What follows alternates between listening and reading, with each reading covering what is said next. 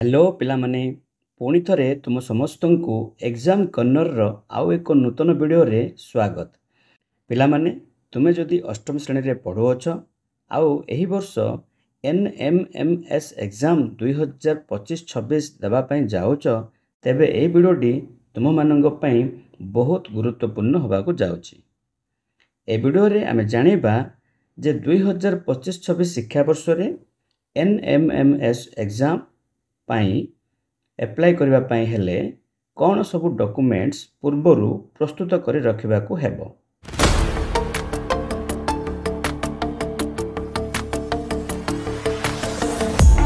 वीडियोटी आरंभ करबा पूर्वरु आपण माननकु मोर गोटे रिक्वेस्ट, जदि ए पर्यंत आम चैनल को आपण माने सब्सक्राइब करना हंती ताहाले प्लीज एबे ही सब्सक्राइब करी पाखरे थिबा बेल आइकन को टिपी ऑल सेट करंतु।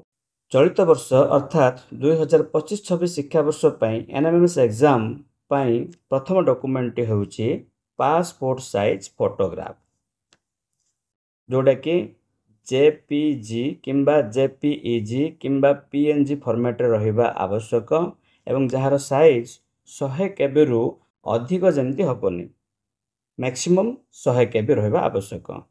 ठीक से भली 2 नंबर टी होउची कैस्ट सर्टिफिकेट बा जातिगत प्रमाण पत्र।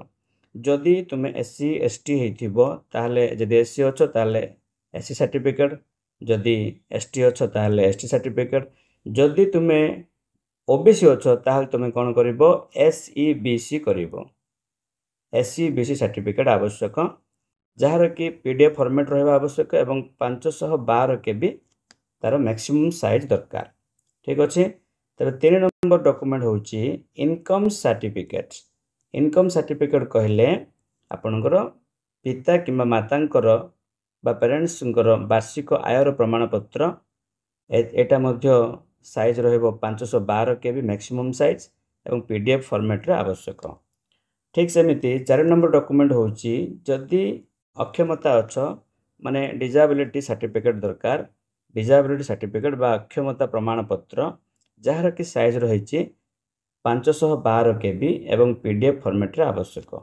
तो एही भली भाबरे मोट 4टी प्रमाण पत्र आवश्यक। गोटे हैला पासपोर्ट साइज फोटोग्राफ, द्वितीयटी हैला caste certificate SC ST OBC इत्यादि, आ गोटे हैला इनकम सर्टिफिकेट, आ गोटे हैला डिसेबिलिटी सर्टिफिकेट। तो एही भली भाबरे 4टा डॉक्यूमेंट आवश्यक। आशा करूची वीडियोटी निश्चित भाबरे भल लागिथिबो, तेणु गोटे लाइक करने सहित अन्य सांगसाथी मान सहित शेयर कर देव। Thank you for watching.